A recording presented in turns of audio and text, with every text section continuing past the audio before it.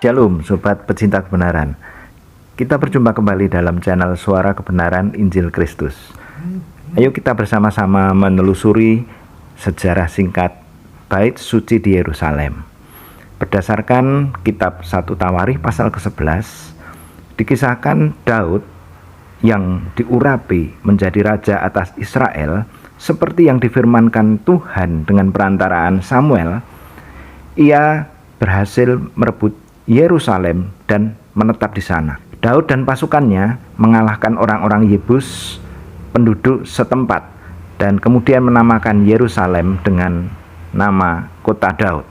Ketika Daud teringat tentang tabut Allah yang selama pemerintahan Saul, tabut Allah itu diabaikan, ia berkerinduan untuk memindahkan tabut Allah itu ke Yerusalem. Maka tabut dipindahkan dari Kiryat Yearim, dan setelah tiba, tabut Allah tersebut ditempatkan di dalam kemah khusus. Kemudian Daud mempersembahkan korban keselamatan dan korban bakaran di hadapan Allah. Dalam kitab 1 Tawarikh pasal ke-17 dikisahkan Daud menyampaikan kepada Nabi Nathan kerinduannya untuk mendirikan rumah bagi Allah. Dan pesan Tuhan datang kepada Daud bahwa bukan ia yang akan mendirikan rumah Allah, melainkan anaknya. Salomo yang menggantikan Daud sebagai Raja Israel ialah yang membangun Bait Suci yang dikenal sebagai Bait Suci Salomo pada tahun 957 sebelum Masehi. Sesudah Salomo meninggal, kejayaan kerajaan Israel mulai merosot dan akhirnya terpecah menjadi dua. Di utara menjadi kerajaan Israel dan di selatan menjadi kerajaan Yehuda. Nasib kedua kerajaan ini mengalami kisah yang menyedihkan.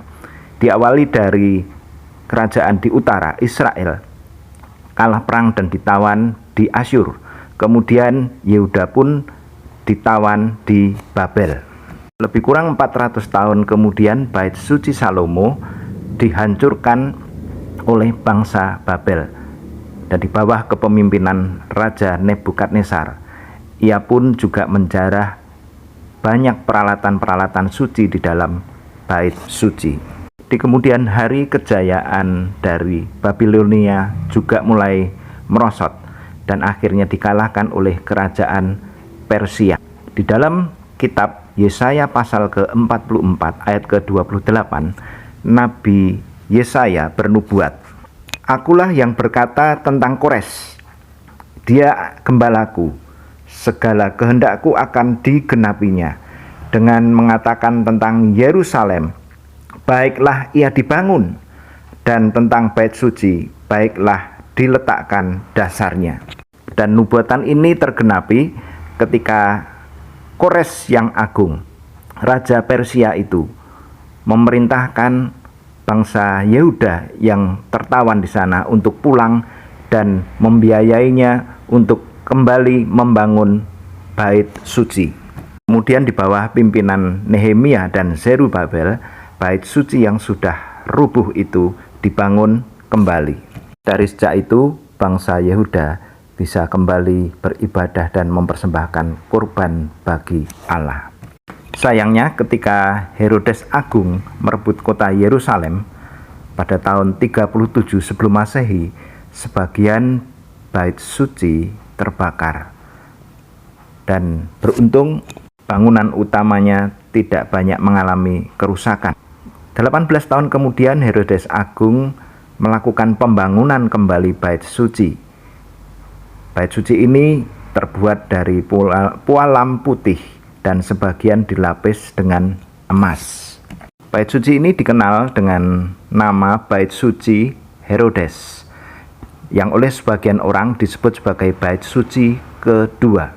Bait Suci Herodes akhirnya dihancurkan oleh tentara Romawi di bawah Jenderal Titus yang melakukan pembakaran ketika mengatasi pemberontakan bangsa Yahudi dan melakukan pembakaran kota Yerusalem, sehingga Bait Suci pun juga ikut terbakar habis. Dan sejak saat itulah lebih kurang hampir 2000 tahun orang-orang Yahudi sampai saat ini tidak lagi memiliki bait suci. Peninggalan dari bait suci Herodes masih menyisakan sebuah ritus yang saat ini dikenal sebagai tembok ratapan, tempat suci bagi orang Yahudi, di mana ini merupakan sisa dinding dari bait suci Herodes. Tempatnya ada di kota kuno Yerusalem dan dikenal juga sebagai tembok barat. Di tempat itulah terutama orang-orang Yahudi Ortodok meratapi ketika mereka mengingat kembali keberadaan bait suci yang mereka agungkan. Namun bait suci itu sudah runtuh dan belum bisa terbangunkan kembali. Pada tembok ratapan itulah mereka meratap dan berdoa menyampaikan harapan mereka, kerinduan akan hadir kembalinya bait suci di tengah-tengah mereka. Dan alasan utama kerinduan mereka hadirnya bait suci yang ketiga adalah karena keyakinan mereka bahwa Mesias tidak akan datang sebelum bait suci dibangun kembali. Nah, sobat pecinta kebenaran, dengan memahami sejarah singkat bait suci dan kerinduan bagi orang Yahudi, terutama kalangan Yahudi Ortodoks, agar mereka dapat segera membangun kembali bait suci, kita dapat memetik makna rohani yang penting. Hadirnya bait suci di Yerusalem berkaitan dengan kedatangan Tuhan Yesus yang kedua, dan tentunya berkaitan dengan akhir zaman. Kiranya Tuhan memberkati kita. Immanuel.